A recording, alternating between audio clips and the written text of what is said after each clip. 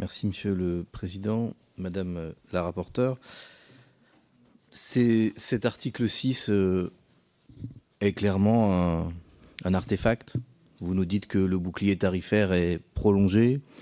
En réalité, il ne l'est pas. Plus 15%, ça n'est pas un bouclier. Pour les Français qui recevront leurs factures, ce sera plutôt un coup de matraque tarifaire. On part d'une augmentation de 250 à 300 € par an sur les factures de gaz et d'électricité. Il n'y a donc absolument pas de quoi se réjouir et se satisfaire. On est loin du blocage des prix de l'énergie qui serait nécessaire et qui d'ailleurs était déjà nécessaire avant même le bouclier précédent. On est loin du retour aux tarifs réglementés pour l'ensemble des opérateurs, ménages, entreprises, collectivités locales, et pourtant c'est l'urgence. Alors oui, pour faire tout ça, il faut accepter de remettre en cause les dogmes du marché européen de l'énergie. Même le ministre de l'économie, M. Le Maire, dit que les prix du marché sont délirants. Que faisons-nous encore dans un système délirant ? N'est-il pas de la responsabilité de notre Assemblée et du gouvernement de mettre fin à ce délire et de revenir à la raison ? Par conséquent, même si, en l'espèce, vous proposez de limiter la hausse des prix en faisant que l'État prenne à sa charge la baisse des taxes, ce n'est pas satisfaisant.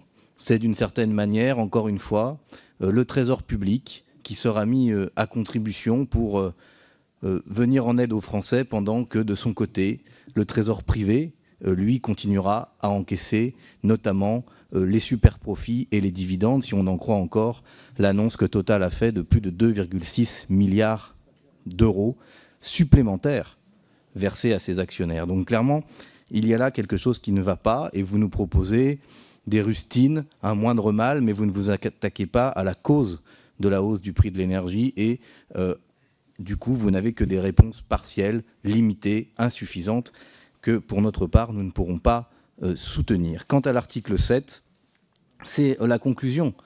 On réduit les recettes de l'État, on met en place des exonérations, et puis après on viendra nous dire qu'il n'y a plus d'argent pour investir dans la transition énergétique et que ce sont les opérateurs privés qui, à l'aide d'incitations, devront faire cette transition. Or, ce système-là ne fonctionne pas, en tout cas, il ne fonctionne pas au rythme qu'il faut pour faire face à l'urgence climatique. Donc, là encore, ce sont des logiques que nous ne pouvons pas soutenir et d'ailleurs qui aboutissent même à faire des cadeaux à certains établissements bancaires ou à soutenir quelque chose qui, du point de vue écologique, est discutable, qui est le remplacement des véhicules par d'autres véhicules, alors même qu'on sait bien qu'on doit apprécier le bilan carbone de l'automobile dans sa globalité, de sa construction à sa destruction, et pas seulement en fonction de ce qu'elle consomme pendant qu'on l'utilise. Et on fait l'impasse sur ces questions-là.